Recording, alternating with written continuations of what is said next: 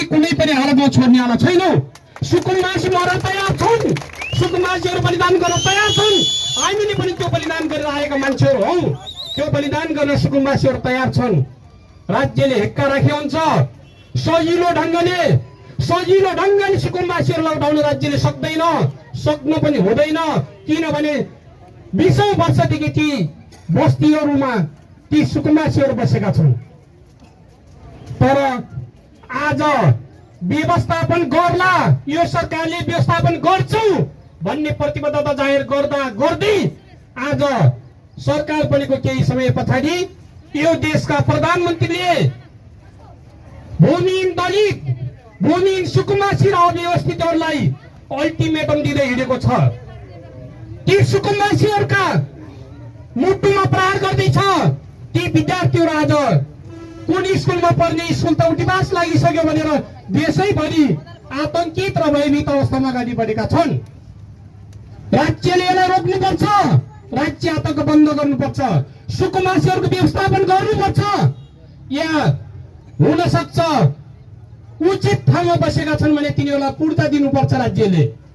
अनुचित राज्यको नजरमा अनुचित ठाउँमा बसेका छन्, खोलामा बसेका छन्, या सरकारी जग्गामा बसेका छन्, या खोलाको किनारमा बसेका छन्, या जङ्गलका छेउमा गएर बसेका छन् भने तिनको राज्यले पहिलोपल्ट व्यवस्थापन गर्नुपर्छ। त्यो व्यवस्थापन गर्नुपर्छ र त्यस पछाडि मात्रै सुकुम्बासीलाई हटाउन पाइन्छ।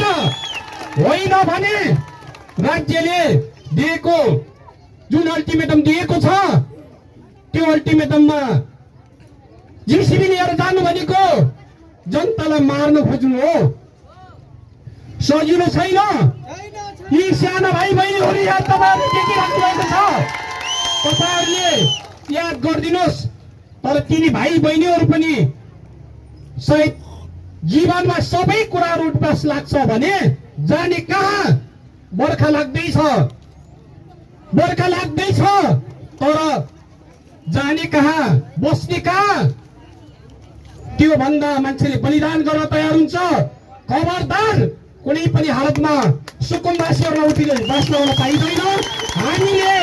हामीले तपाईँहरूको साथको निम्ति हामीले चरणबद्ध ढङ्गले आन्दोलनका कार्यक्रमहरू घोषणा गरेका छौँ।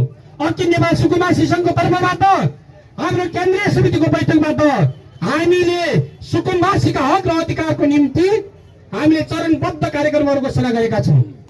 हामीले जेठ 31 गते मेची, पूर्वको मेची र पश्चिमको महाकालीसम्म यो पूर्व पश्चिम राजमार्ग ठप्प